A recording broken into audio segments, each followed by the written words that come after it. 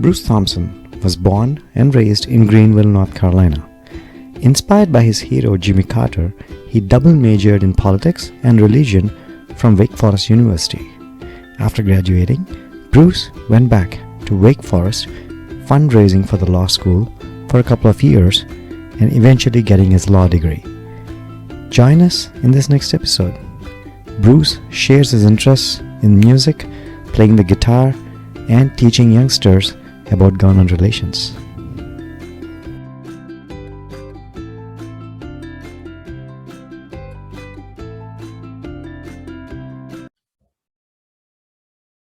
Hey Bruce, thanks for being on the show. I appreciate it. Thanks for having me here. Let's jump into the rapid fire of questions. All right. If you were the governor of North Carolina for one day, what would you do?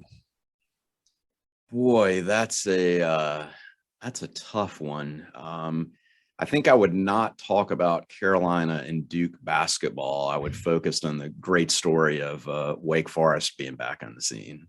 Okay. But other than that, it's hard to say. I feel like our state's in a very good place right now. A lot of what's going on from an economic development standpoint, a quality of life standpoint. So I don't know that there's any one thing that I would do right now, to be honest. Okay. Why is it important for the youth to be in government relations? That's a good question, because I think what happens a lot of times is people who do government relations and lobbying don't create enough entry-level opportunities for younger professionals. A lot of times, people say you need to go and do something else, or you need to be involved in politics, or you need to work in a government office on Capitol Hill or at the legislature before you come and do this. But I think it's very important for people to see this as a great career option, even when they're coming out of school. One of the things that I've done over the last 4 or 5 years is I actually teach a class on lobbying at the Wake Forest Law School. And the reason I did it is I was talking with one of the former deans about some of the non-traditional paths that somebody can take after getting a law degree. I mean, most people think about you're a litigator or you're a transactional attorney. They don't think about all the other aspects of practicing law. And so I wanted to make sure we gave them some taste of what government relations and lobbying and practicing law in a capital city's like. So, one of the things I try to do is with the second and third year law students is at Wake is talk to them about opportunities in this world, both in Raleigh and in Washington. And do you enjoy teaching? I love it. Absolutely love it. It's inspiring to see the students who are interested in this type of work.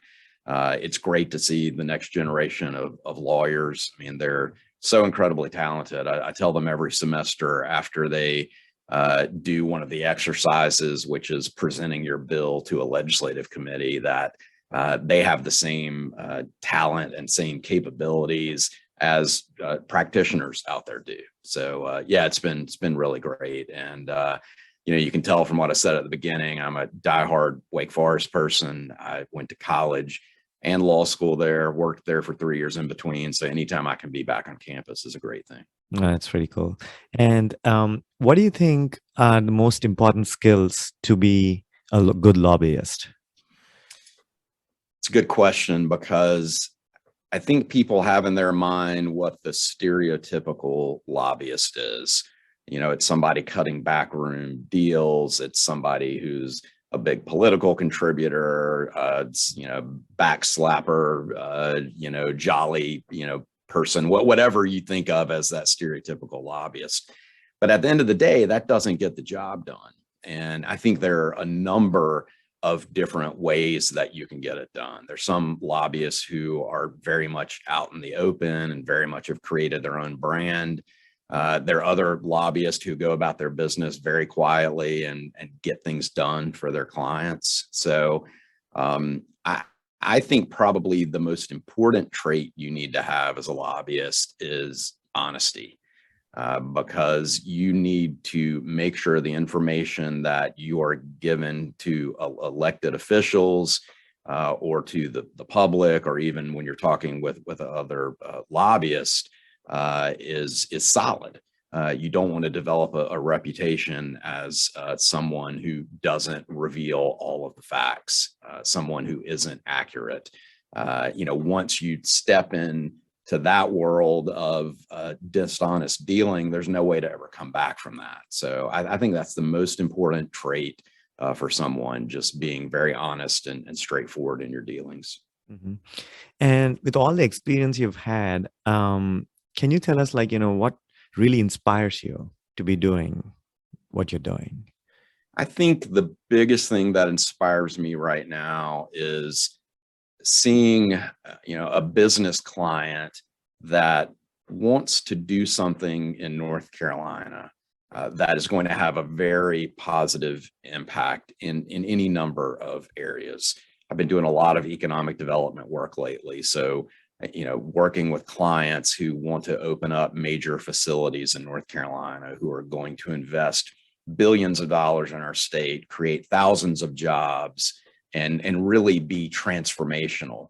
Being a part of that's inspiring because, what I'm doing is, in my professional life, I'm also able to have a very positive impact on the only state I've ever lived in. I mean, I grew up in Eastern North Carolina, went to school in Winston-Salem. I've been in Raleigh since the mid 90s. I'm a huge fan of North Carolina. I love that I'm from here. I love that I live here and have raised my children here. And to be able in my professional life to have a positive impact on others and create some opportunities for other people, that's incredibly inspiring and makes my job a great one.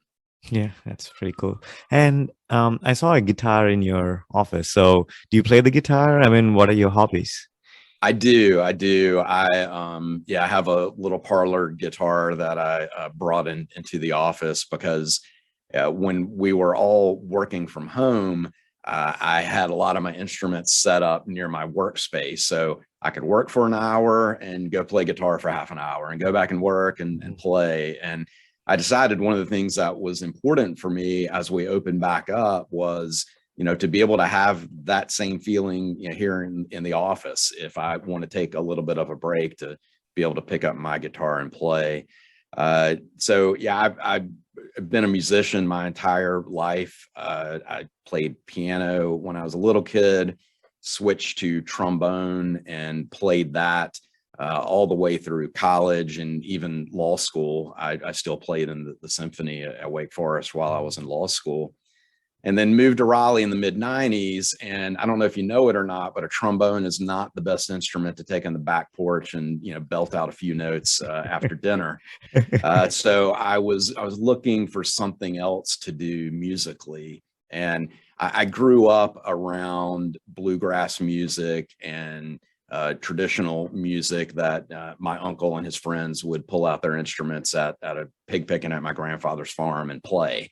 Mm-hmm. So, these posters I have back here, Bill Monroe and Flatt and Scruggs, that's the music I heard when I was a kid. And I always wanted to be able to play it and sing it. So I decided to start taking guitar lessons. I bought a cheap guitar and took lessons, got interested in it. Before too much longer, I got together with some folks I'd met. We formed a bluegrass band, the Oak City String Band, and we play several shows throughout the area and play some shows at the Bluegrass Festival when it's in Raleigh. So that's a big hobby, and it's been a great way to express myself musically. Oh, that's pretty cool. That's pretty inspiring, actually. You should probably share some of the links and I'll probably go and take a look at it. Yeah, I'll do that. It's oakcitystringband.com. Check us out, and there are links to our YouTube videos, and it's been a lot of fun. That's awesome. So with that, let's jump a little bit into your past. So did you say you've been in North Carolina all your life? I have. Yeah, I was born and raised in Greenville, North Carolina. Mm-hmm. Went to Rose High School in Greenville.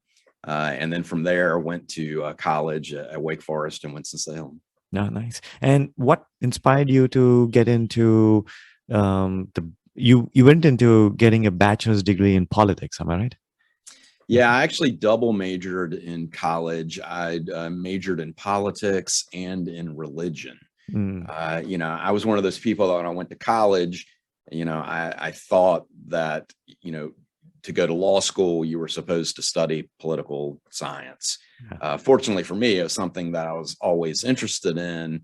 But one of the things that's great about the undergraduate school at Wake Forest is they don't overwhelm you with requirements for a major. So it's not hard to pick up a minor or possibly even double major in something. And, I took my first religion course at Wake and was just kind of blown away by the issues that we discussed, learning about other religions, learning the historical underpinnings of not just Christianity, but other religions, and was just interesting to me. So I decided to double major in religion just because it was interesting. It wasn't that I was using that for whatever job I was going to get. I was just expanding myself as a person and as a thinker. I think so. Your goal was to get into getting a law degree, but you thought, getting a politics degree is what the first precursor should be. But what inspired you to become a lawyer? Yeah, that's a good question. I think I've been telling people since I was a little kid that I was going to be a lawyer.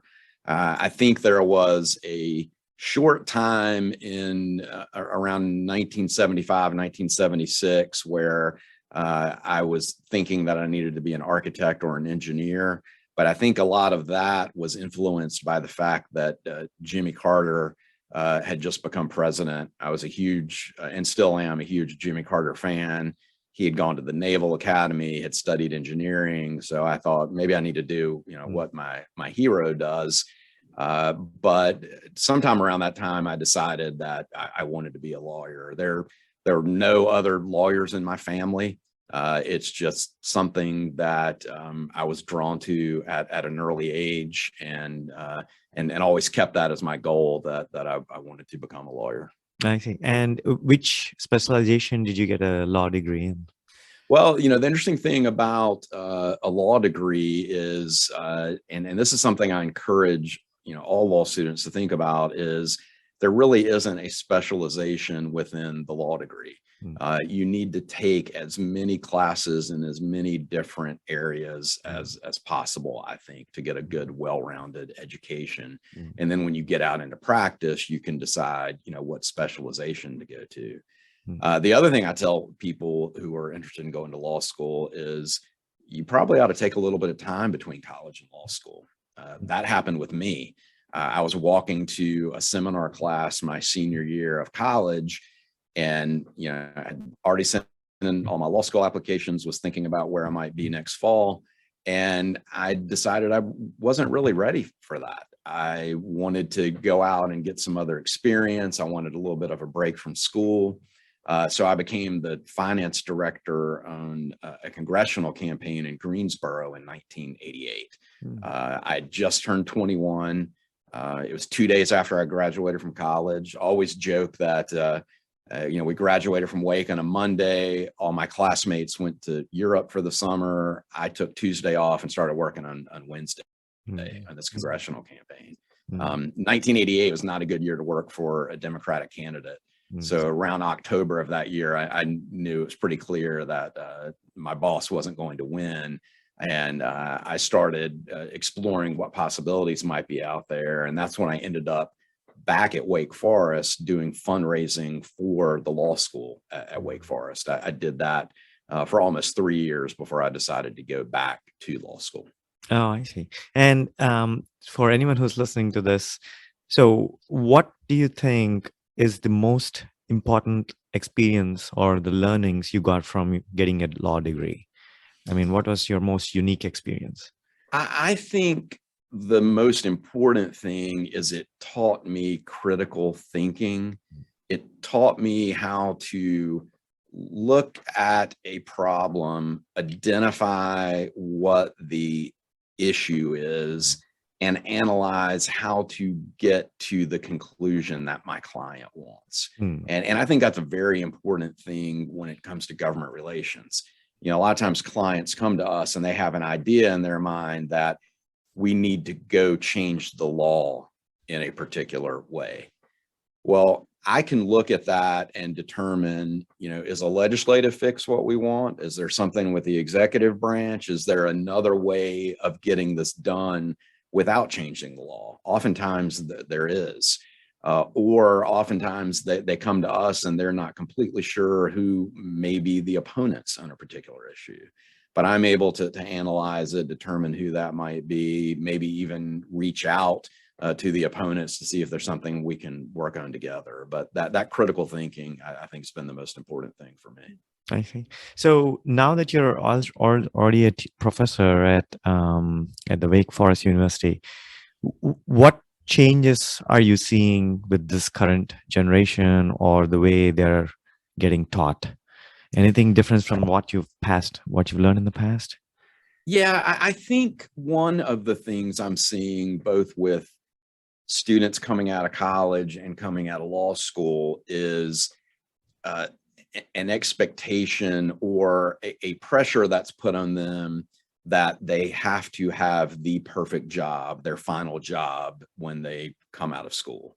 Now, when we hire somebody to start at our law firm straight out of law school, we certainly anticipate and hope they're going to be with us their entire career. But you don't always get to that end job or that end goal in a traditional way. I'm somebody that's a good example of that. I clerked for a judge, Jack Pizort, who is now also a lobbyist in North Carolina. He was a judge on the North Carolina Court of Appeals. I clerked for him my first year out of law school, which led to getting an opportunity in the Attorney General's office when Mike Easley was Attorney General, and which then led to me taking a leave of absence and managing his 1996 reelection campaign. Then I came back to the AG's office, worked in the education section, litigated on behalf of the state colleges and universities, the community colleges, the Department of Public Instruction. And then after that came to Parker Poe. And even when I came to Parker Poe, I started here as a litigator. But because of my interest in politics, my previous work in state government, my practice evolved over the years to become a state and federal government relations practice. So it's a long way of saying, be open to what's out there when you get out of school and look for opportunities.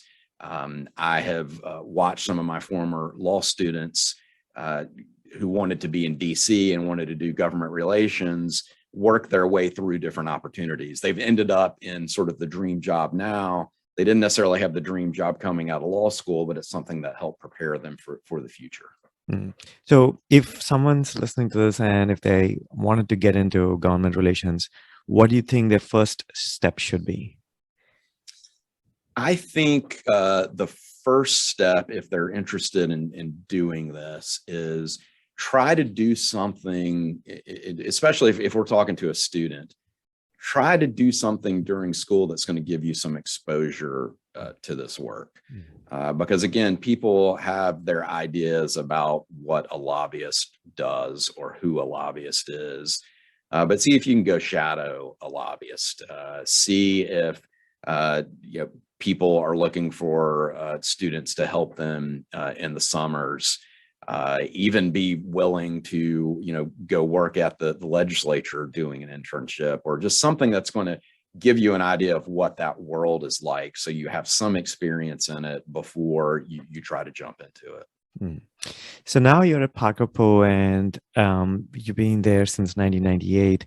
Can you tell us, what kind of policies do you primarily work on, and what kind of government processes would you like to see changed?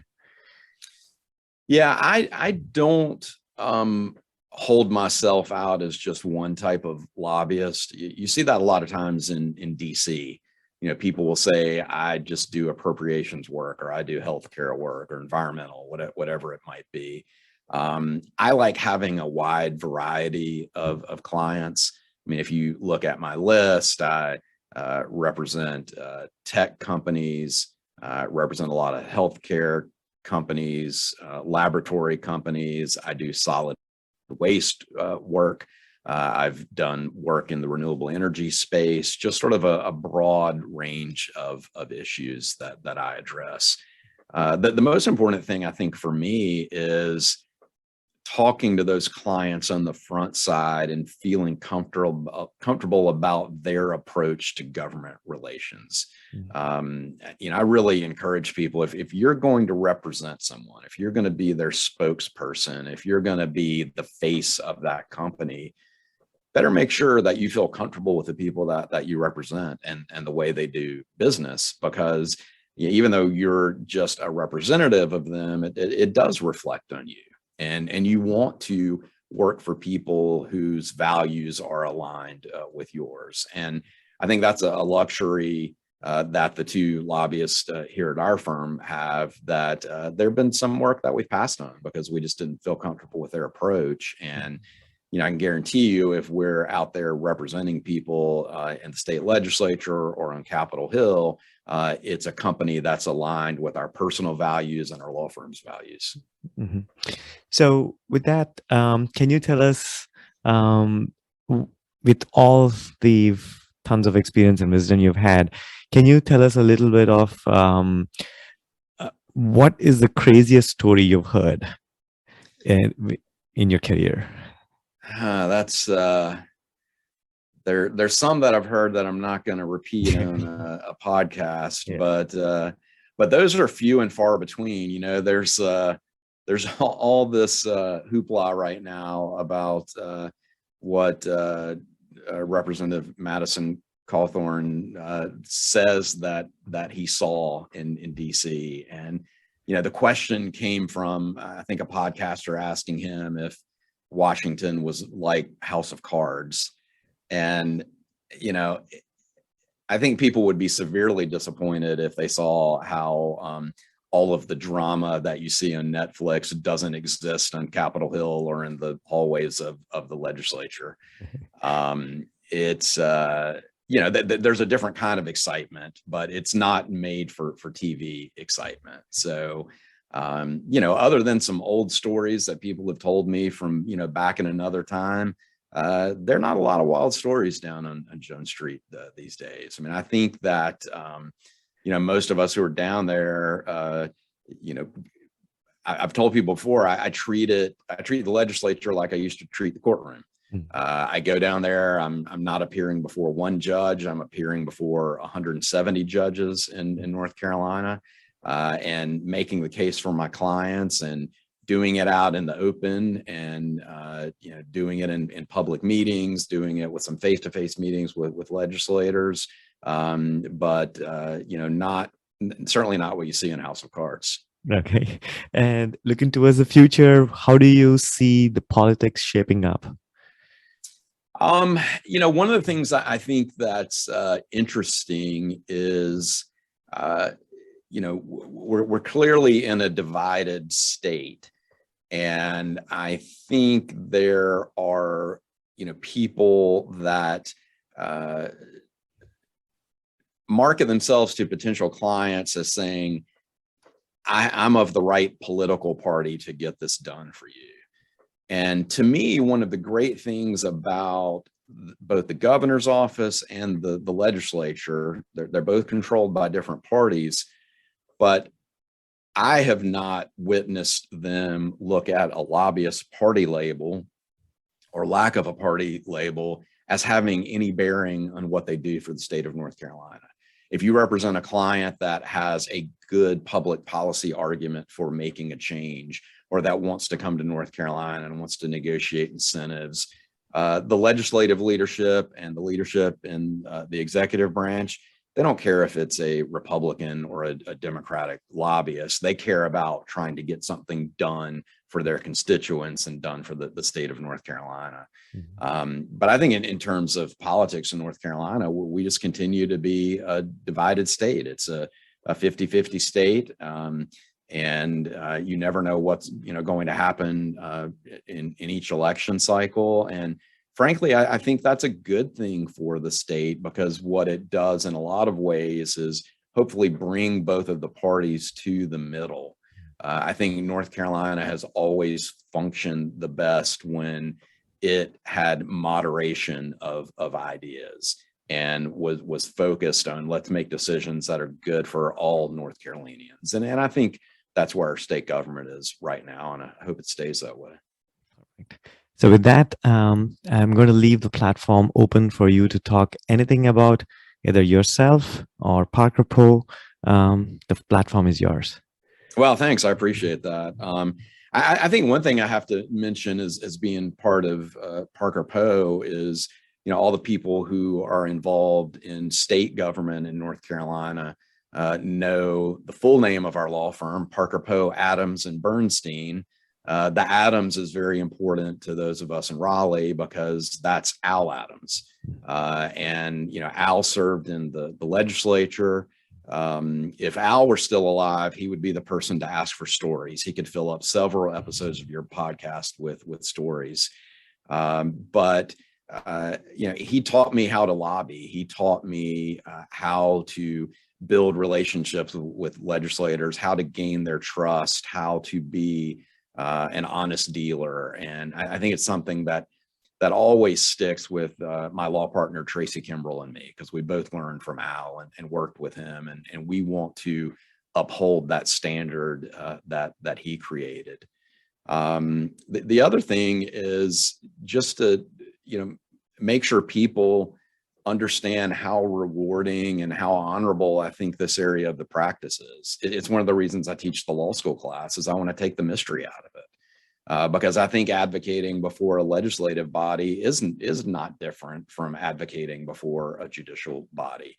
And look, when you practice law in a city like Raleigh or Washington, you're going to be involved with the government. And so I think being able to develop those skills are a very good thing.